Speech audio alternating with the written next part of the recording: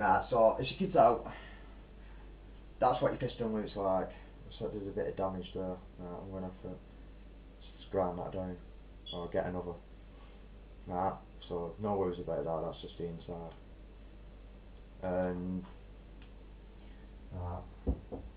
This is what damage it did to it. This is piston number 1. Them shells come out of number 1.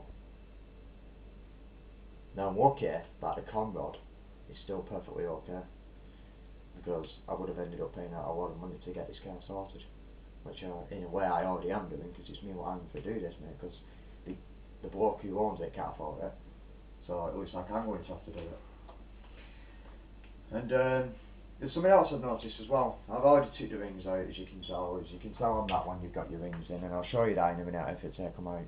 There's always the correct procedure if it takes stuff out and you're watching the way. Right. Now, as you zoom in closely, there's a crack there. See it scrolling down. Now you might have seen these pictures on my Facebook profile on the Peugeot. I put a new one on Peugeot 306, but it was in the Peugeot 406 Valitor night shine. In my business, what I've got, and as well as being a mechanic, qualified, I'm also a validator, so I'm pretty good at that as well. And yeah, it's definitely done damage to that, as you can tell. Of course, look at that. Now, you see that there? That's your barrel stem. To call it the mushroom head. That, and you've seen the picture of. You might actually see the picture. I'll put a picture on anyway, so you can see the head originally how it were. Right. What it's done, it's been bang, bang, bang as it's been coming up, so it's been like that. Yeah, and that's what's done it. It's been banging itself in there. Yeah. 1 minute. Right. This is a valve. That's how it should look. Right. Let's put that down a minute. That's how it should look originally. Yeah. Underneath. That's what you see when you tip your head upside down. You see it like that, and then your face is matching up with it, so it's like that. Yeah. Right. Now, watch this. Now, because it's been going bang, bang, bang in it. This is the other half of it.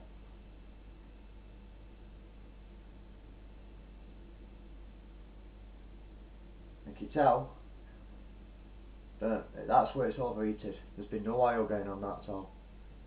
That part of there, as you can see. So, when you match it up to this, but there is a piece missing off it, but that is actually how it was. Because if you look on this one, there's 2 collets what go in there, and it presses this. You have a valve spring compressor, and you press it down, and you put 2 collets in, and you release it very slowly.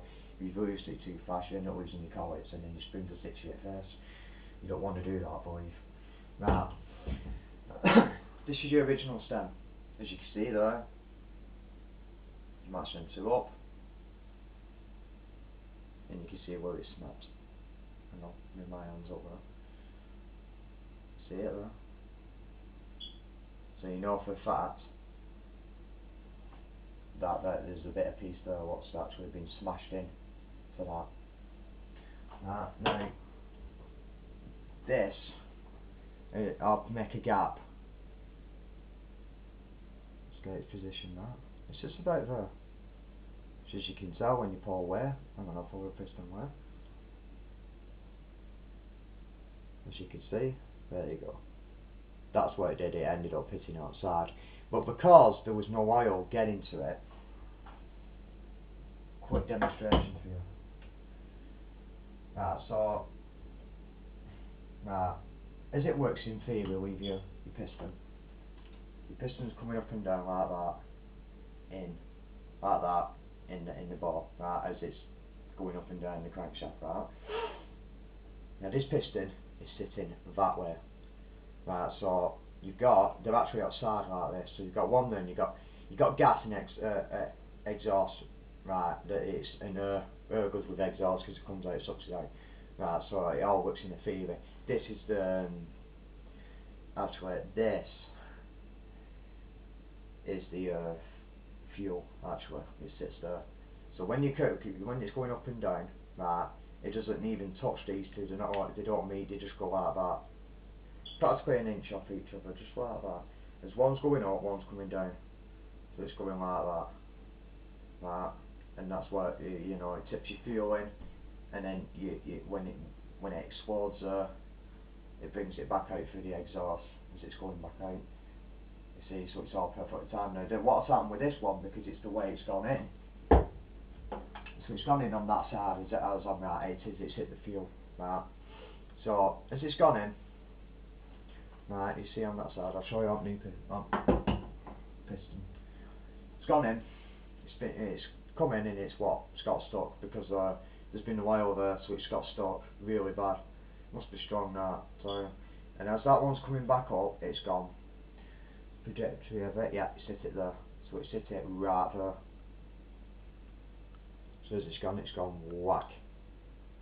And then what's happened is that piece, because it's been pulling it back up. So if I put my hands in there, and you pull on that, that's still stuck in there because it's all seized up there. So when it seizes up, it welds itself to the metal. So as it's pulled itself up, and the piston's pulling back down, it's gone snap. And that's exactly what it did to it. Well, there was even more damage with it because it, according to what the owner said, he said it was running at 15 miles an hour. It was banging away, you know, it was making all sorts of noises. So you can imagine it were actually hammering into the piston. So that piston basically is going to have to be replaced. But this one, all it needs is a bit of a tidy up, you know, and it's sorted. It can be reused. That all I've got to do is just replace the shells, as you can see. Now I've already took the shells off. Others, I can find it. Yeah, there you go.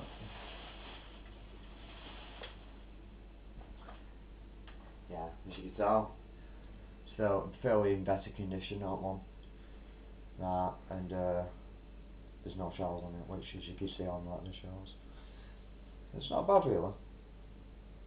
But these ones are okay, thank God. I mean, I don't want to pay it for a whole new set. Right, so there's a trick with these, how you take them off.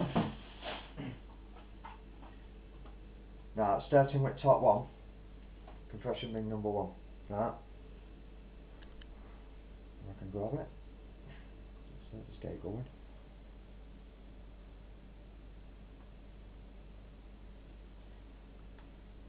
I need something sharp and umbrella now. Let's use something like a knife, okay, easy enough.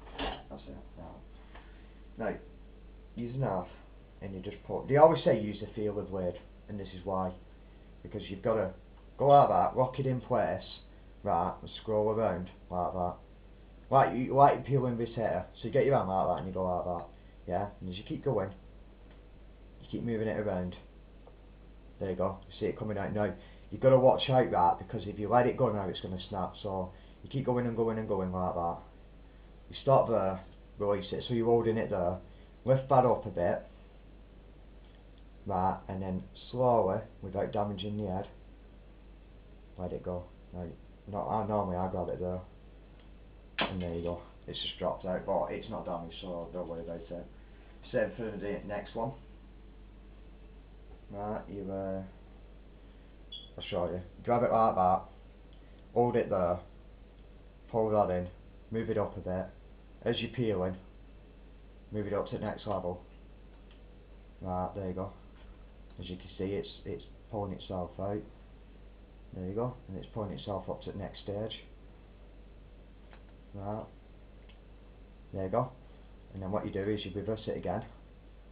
So if you're doing it at speed like that, and there you go. And that's how you do it. So it's then for always when you remove stuff, it's always the opposite to when you remove it, when you're replacing.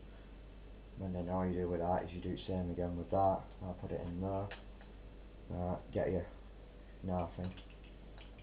Move it up there like that. Just try not to snap it. And there you go. And there you go, I just snapped it. But no worries, because I needed to snap it for a reason.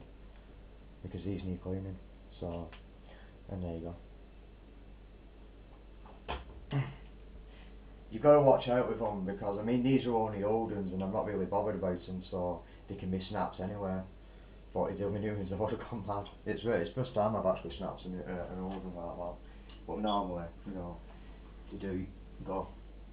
So it's not bad really, but all I've got to do now is snap them in half. Now when you're going to clean them, right, you've got to snap them. So that's that one. You match them up like that so you see it. Right, and in a minute, it does this when you snap them. So I think what I'll do is I'll